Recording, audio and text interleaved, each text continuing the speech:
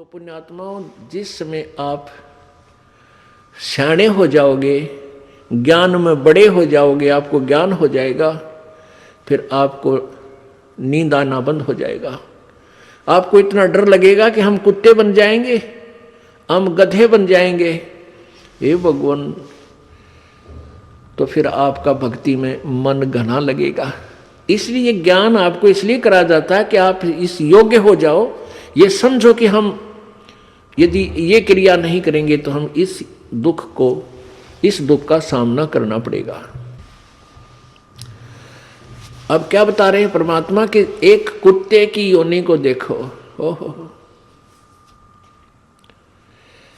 अब ये शीतलहर चले थी, ऊपर से धुंध और वर्षा की बूंदें आवे थी, और वो कुत्ते राम बाहर गली में बैठे थे। पहले वो कभी मनुष्य थे, और मनुष्य जीवन में ये सुविधाएं प्राप्त होती ही होती हैं, ये नियम है ईश्वर का। ये जो सुविधा आपको प्राप्त है, इनको आप बहुत कुछ मान बैठे हो, और इन सुविधाओं के उपलब्ध होने से आप भूल जाते हो भगवान को, ये गलती कर जाते हो। और अब आपका यकीन नहीं होता, चाहे कितने वाणी सुन लो, बहुत देर से वो ये ज्ञान आपको डर लगने लगेगा। बहुत काफ़ी सत्संग सुनने के बाद और भक्ति साथ में प्रवेश हो जाएगी, उससे ये ज्ञान आपका हृदय में डटा रहेगा। फिर आप डरा करोगे, अरे तेरा गजब भैया, ये भगवान है, कुत्ते बन के और ये दुख उठाने पड़ते। आज शराब पी करके और थाली का ठोकर मारते हैं, फेंक देते हैं थाली को, बड़ी बड़ाई भोजन से तैयार थाली को फेंक देते हैं, और उसकी पत्नी बैठी बैठी रो रही होती है। 2 घंटे लगा कर रोटी बनाई, पति देव आवेंगे भोजन खावेंगे, और पति देव आया टीटी बन के, खाना धर दिया, पर दिन में बैठा रहेगा, वह कहीं खाना खा ले। अब वो सोच है नहीं उसको, क्योंकि तो शराब में टन होया बैठा है। फिर वो ये कहेगी तो मत पिया कर, रोज पी का हो, अपने शर्म नहीं आती। बस इस बात से वो टीटी फिर चिढ़ जाता, थाली फेंक दे, पत्नी ने भी कूट दे, टीवी भी फोड़ दे, यानी पता नहीं क्या नुकसान कर दे। अरे वो कुत्ता बन गया वो दुष्ट आत्मा। अब कुत्ते की योनि पाके कहाँ बैठा, गली में, और सारी रात भौंके, क्यों उसमें ऐसी नेचर दे दी भगवान ने। सारी रात भौंकन से उसको भूख लगा है। सुबह उठकर फिर कहाँ जाता है, वो रसोई की तरफ सरकता है, किसी के दरवाजे को खुला देखकर रसोई की तरफ भागता है, क्यों मैं कहा उसने अन्न की। अब उस लाट साहब ने कौन जान देगा, रसोई में कोई मारे लठ टांग के ऊपर लाग गया।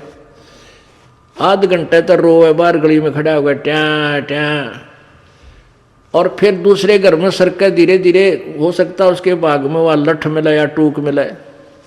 यदि वहाँ भी लठ मिल गया तो फिर कहाँ जाएगा, गांव से बाहर जाता है। क्या खाता है, वहाँ टट्टी खा कर आता है, वो जो थाली का लात मारा करता है वो दुष्ट आत्मा। तो अब ज्ञान बिना हमें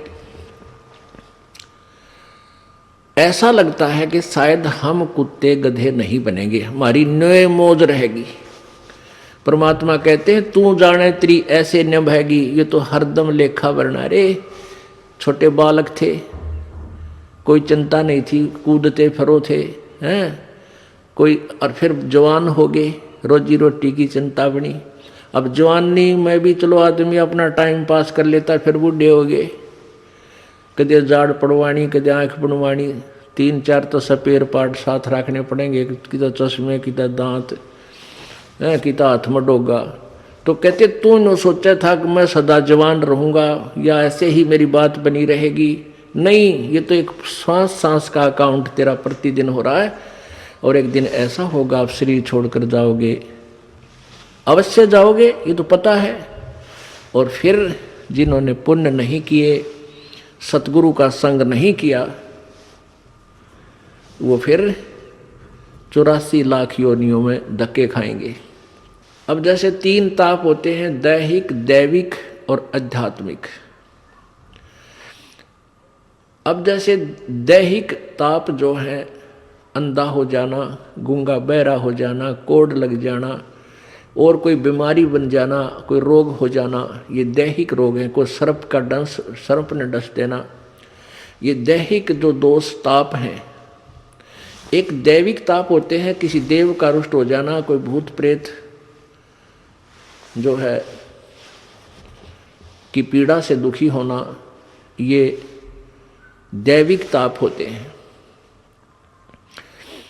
एक अध्यात्म होते हैं जो रॉन्ग साधना करने से, जैसे उससे आपको कष्ट होता है और आप किसी के ऊपर जंतर मंत्र करके किसी को कष्ट करते हैं, या दूसरा आपके ऊपर जंतर मंत्र करके आपको दुखी करता है, तो कहते हैं ये तीनों ताप भी पूर्ण परमात्मा से ही, जैसे कोई किसी को श्राप दे देता है, तो ये तीनों ताप तुम्हारे कभी समाप्त नहीं हो सकते, क्योंकि तुम उस पूर्ण परमात्मा की साधना नहीं कर रही।